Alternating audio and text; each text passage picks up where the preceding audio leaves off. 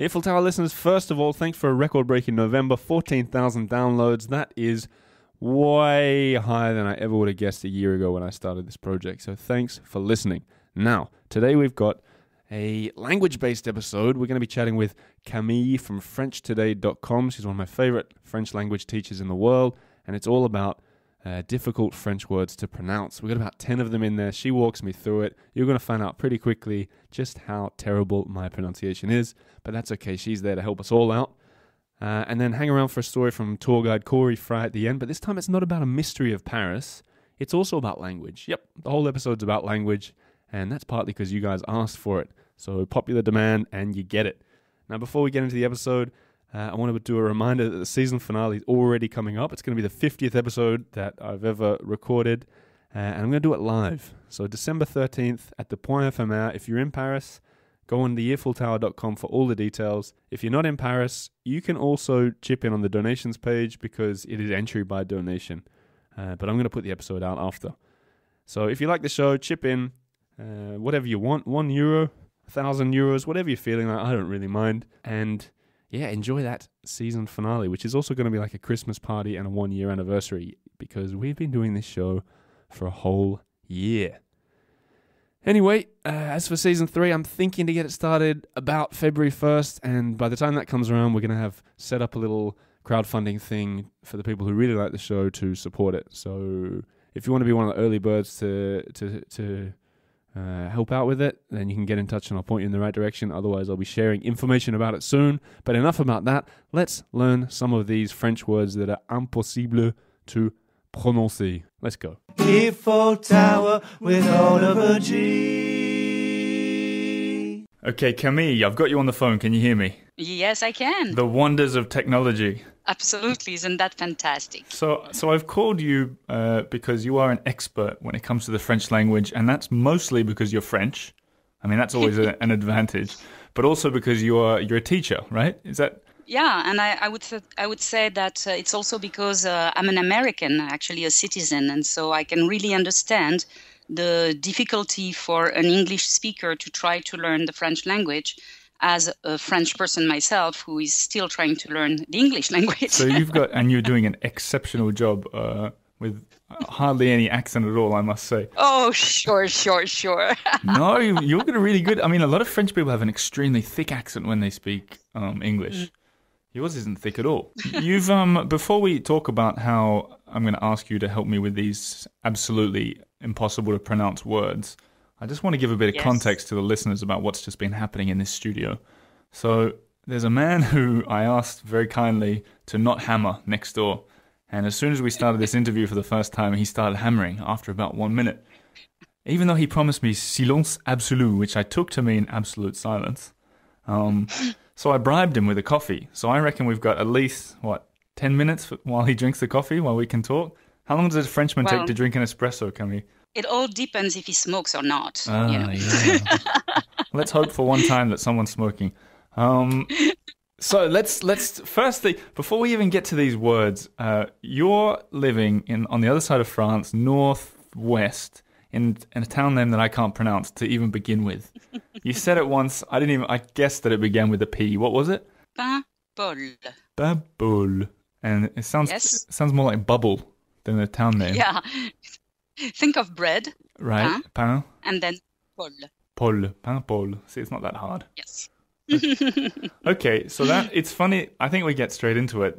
I've got these lists of really hard words to pronounce, and so many of them are town names. And absolutely. Well, why? I mean, firstly, why do French people name their towns with such hard to pronounce names? Well, I don't know, honestly. There's two things to take into consideration when you come to try to pronounce a French word.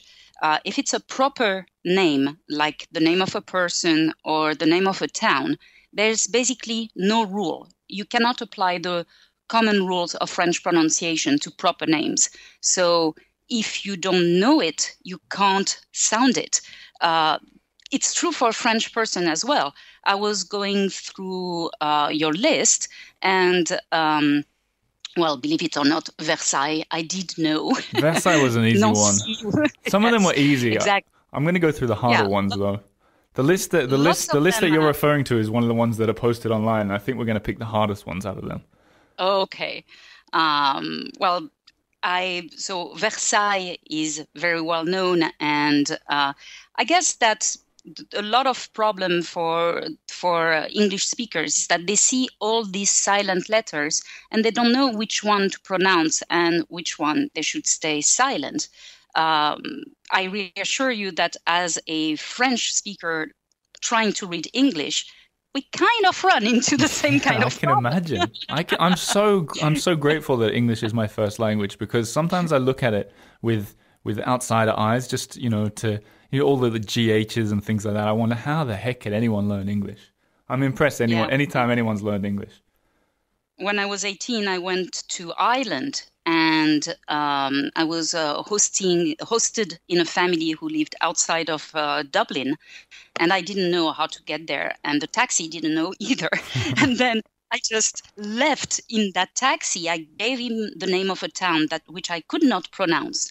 And we kept going through those towns, which I could not pronounce at all either. Oh my. And I was like, if this taxi is taking me to the other side of the word, and I manage to escape, I will not be able to say where I am, because I can't pronounce any of those words. Well, I reckon people would feel the same way when they're traveling around France. Yes. On that list that I sent you, there's one that I didn't write that a guest in a really recent interview brought up. And she said it was her least favorite French word. And I don't actually know how to pronounce it. But I'm going to spell it, and then I'm going to try and pronounce it. And you tell me how close I am, okay? So it's spelled Bouaux. And if I had to guess how to pronounce it, I'd say, if I didn't know a bit of French, I'd say Buoux. But I know it's not that. So I'd say it's like Buoux. Okay, you're going to have to spell that again for me, because I did not get it. Okay. So. See, even the spelling is hard of it. It's B. Yes. Yeah. Uoux. So I would guess that it's Buoux. I have no idea. Don't know that name. Never been there. So how would you Buoux? How would you even pronounce it if you had to? It's a village in Luberon. Okay, I would go for Buoux. Buoux. It takes a lot of time to say it. It's not easy on the lips at all. And honestly, I never heard of that. Oh, I can assure you that it exists. That village. I would not go there. That's what your approach with that is how I approach a lot of these words. So another one that's on this list that I find really hard is a town name and a type of wine. Do you already know which one I'm talking about? Oh yeah, I know which one. So when I see it, I don't know what this wine tastes like, because I'm too afraid to try. I've tried to pronounce it before. The waiter never has any idea, so I end up just taking a Bordeaux or something instead. But yes. You shouldn't. Stay with the Beaujolais. They're very good. And it's easy to pronounce as well. That's true, Beaujolais. But the word we're talking about here is Brouilly. Yes, that's good. You just have to push your E sound at the end. Brouilly. Brouilly. Yes. My biggest problem when you say it is that I don't hear the E enough at the end. So really push it with your stomach, like Brouilly. Brouilly. But anyone listening who doesn't know that word, it's spelled Brouilly. So, I mean, it doesn't make any sense that you pronounce it Brouilly.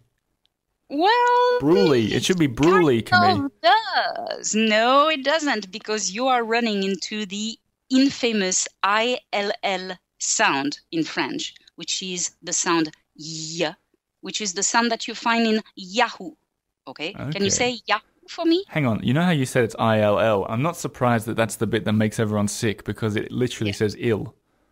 Yes, if you want to, it can, decide it. Okay, so I agree with you. The French alphabet could have a letter for it. Like we should have decided to do, I don't know, some kind of a humla, which we already have in French. What's but some humla? Kind of...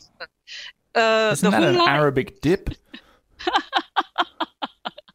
Yes, maybe. The humla are the two dots that you get over maïs. Is that called a humla? That's a good one. in American English, it is. Really? In French, we call it un tréma. Un tréma. And Okay. tréma. They're the two little dots. Yeah. And usually it means that the letter over which this little sign is has to be pronounced separately. Yeah, For example, right. you have the way you say but in French, not that one, but the other one, is mais, M-A-I-S. Yes. Put a umlaut over the I or a tréma, and you have maïs, which Okay. is corn. So it means that the A and the I cannot be pronounced together as a E, but they have to be pronounced separately as a A and a I, maïs. The same in Noël. If you didn't have these two dots, it would be pronounced Noël. I see. We only use those little dots for smiley faces in English. Yeah.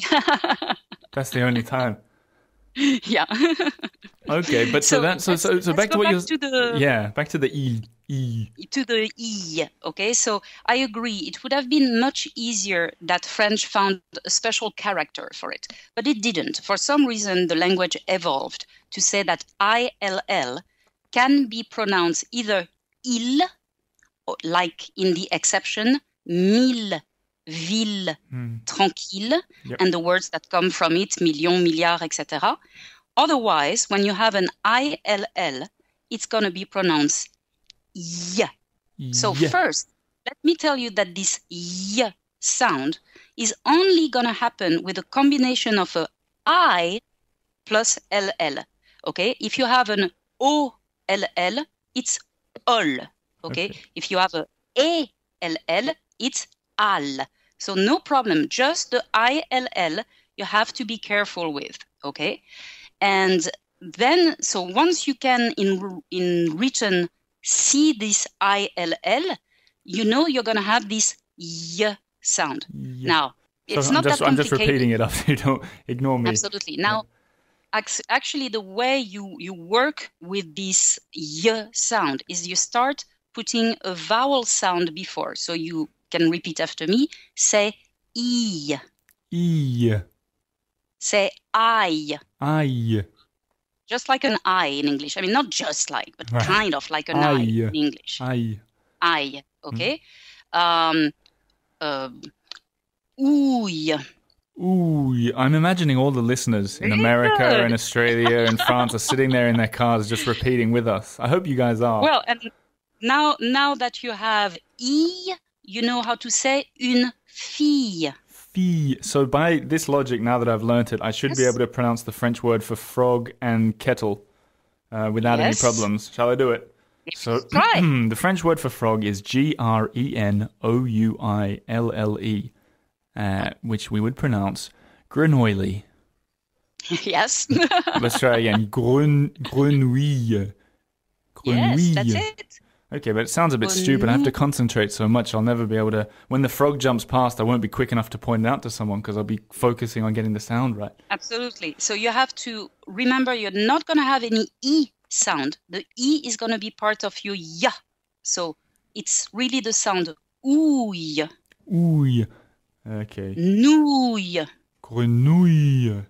Very good. How about this? So you work, see if you can guess what word I'm saying now. Bouilloire.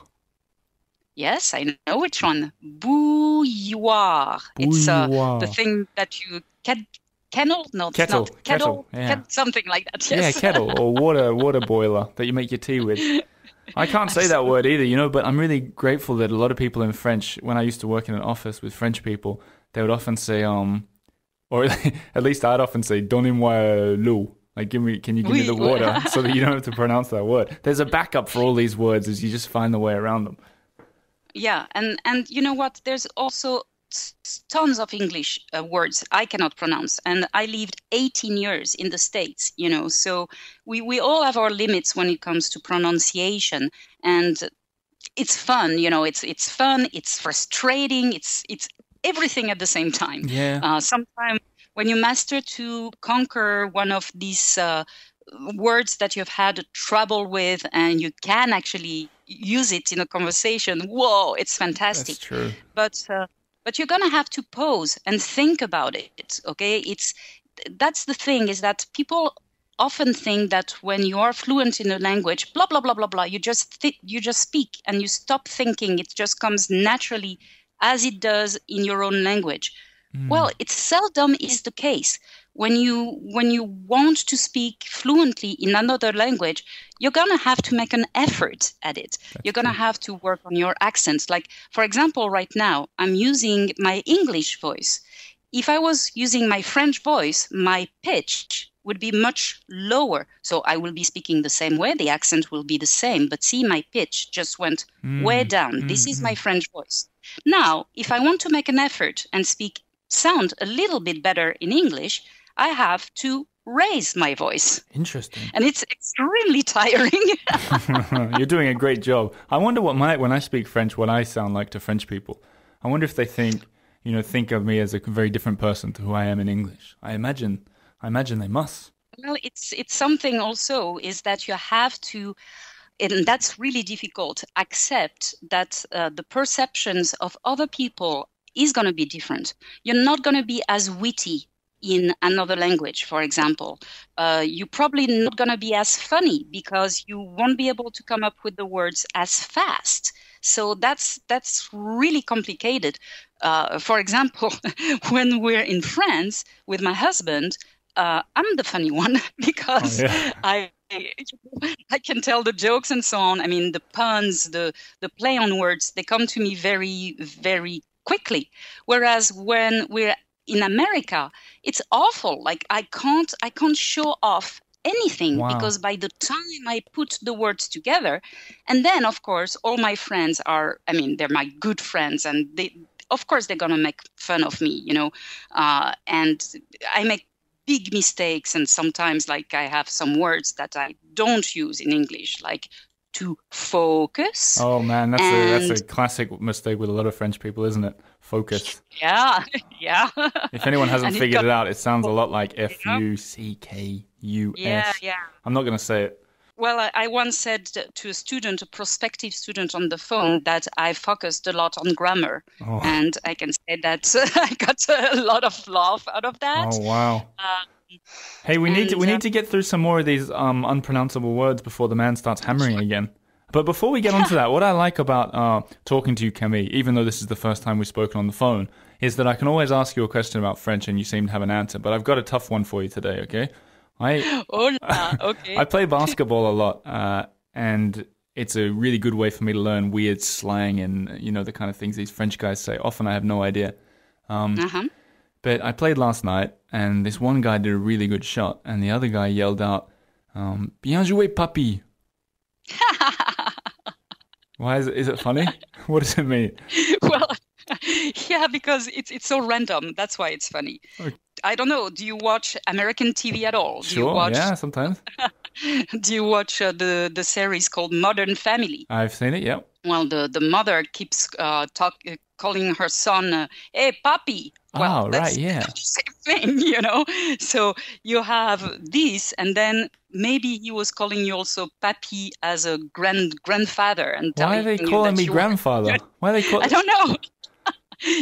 Either you're older than they are, or you play like a granddad, or they're making fun of you. That's for sure. No, they were saying it to someone else, Camille. It wasn't to me.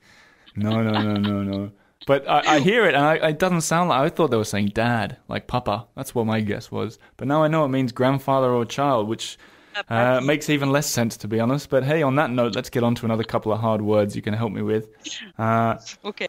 Do you know, I once met an English guy who was living in Pigalle, or staying in Pigalle for a few nights, and he called it... he said, I'm going to Pigalle. Yeah. That's a good one. Pigalle. Yeah. Anyway, that's not on my list. What is on my list, though, is... Reims. Oh, yeah, with this famous cathedral. Yeah, the famous cathedral. And a lot of people would say it's called Reims. Yes. No. This is the kind of thing, it's impossible to know how to pronounce it if you don't know it. Like even to a French person, give this, if they don't know what it is, they can't pronounce it. But thankfully, it's a very famous town in France, and it's called Reims. Sorry, was that the name, or did you have something stuck in your throat just then? Reims. Well, Reims. Reims. It features the R sound, which is really, really difficult to pronounce for a lot of foreigners. Yeah. It's not a sound that exists in English, so it does take some practice. So, put an R sound plus some letters that don't make any sense. One or the other. Voila, we and got it. complicate. Okay, so already the S is pronounced here at the end, which is not common. That's true. And It's a then rule you start breaker, with that this one. R. Yeah, What about Caen? Caen. Caen. Caen. Oh man, I was way This off. one is very easy. It's like when you say when in French, you know how to say when. Yeah, Caen. Caen. Well, that's it. That's the same. Well, Caen. I mean, really, they should have spelled this city Quand, shouldn't they? Well, actually, no D, just, CAN would have done. I mean, Would there's have done more it. exceptions to the rules in this language, if you ask me. Yes. And then, by the same logic, it would be Rouen. This one also is tough. Rouen.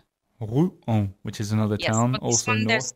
Yeah, you can't glide it. You really have to pronounce syllable by syllable. Rouen.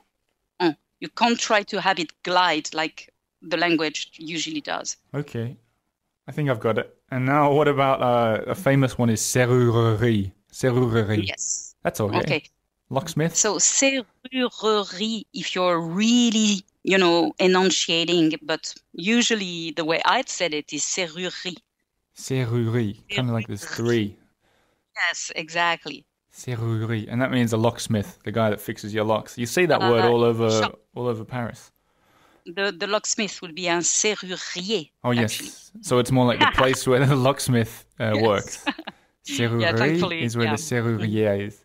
Okay, I got it. Voilà. Okay, I think And it's... they repair things. Have you got any other words that are hard that you can add that people tend to stuff up on? There's the infamous Ecureuil. Oh, squirrel. Squirrel Yeah. is a really hard word for French people to pronounce when they're speaking English. Awful. Yeah. Squirrel. How do you say Ecureuil? Ecureuil. Ecureuil. Ecureuil. Well, that's another one I've never said when I'm speaking French. Yeah. Again, Camille. combination of the R and the Y. We've been speaking for a long time already, which means it's time for the quickfire round. And, Okay. And that means I'm going to ask you 5 questions and you just got to answer straight away, straight off the top of your head, okay? Sure. Okay, let's do it. What is your favorite French word? Ecureuil. No, you just said that because it was at the top of your head. Okay. Well, you took me too far away. Okay, very well. Okay, what's your least favorite French word? I don't know. I'm sorry, I need one. Parcours. Ooh, do you mean as in like the jumping around the city? Is that what that is? Yes. What? What's wrong with that word? I don't know. I just don't like the sound of it. Okay. Here's another one. What would be your number one short tip for people to improve their French? Repeat short sentences. Okay. And where would we find these short sentences? All over, anything that's audio, of course, on my website, FrenchToday.com. FrenchToday.com? Of course, no. Yes. Big plug for you. Of course. But yeah, find some...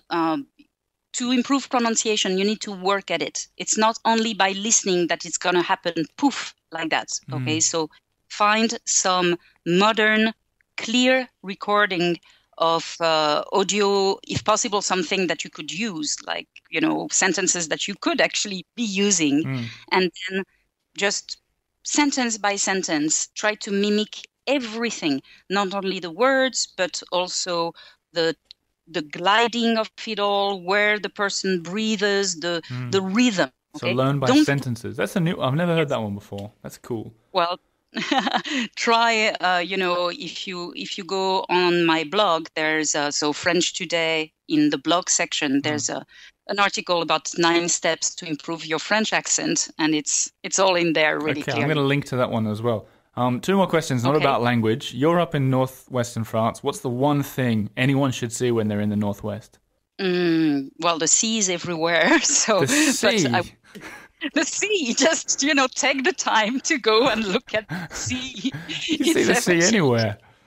Yeah, but still, Le Mont Saint-Michel. Mont Saint-Michel, of course. classic. Okay, last question. Yeah. If I have to watch one French movie, what would it be? Oh my Ultimate gosh. French movie. No one said it would be easy, this quickfire round.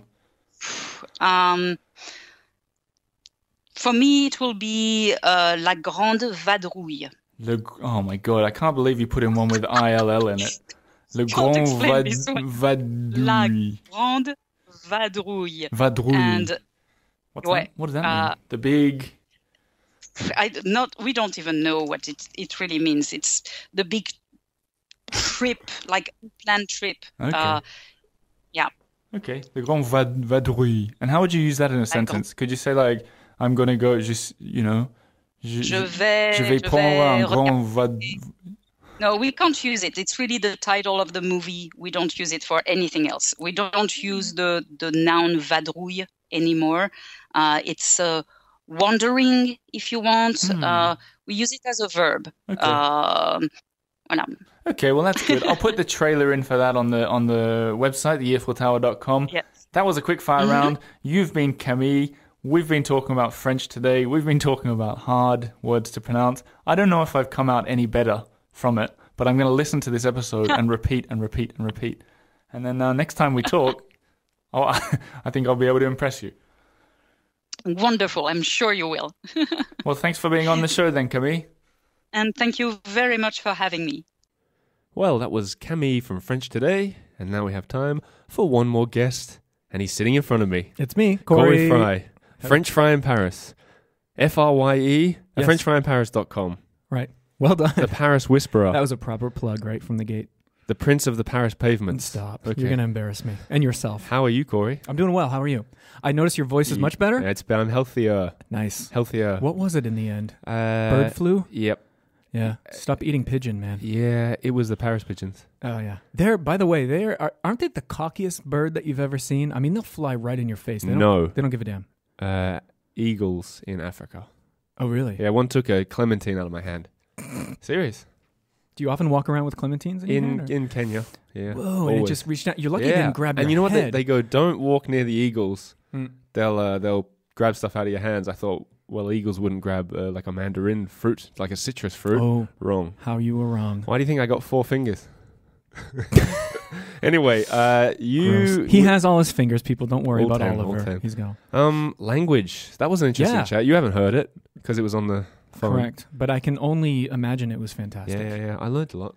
Pronunciation.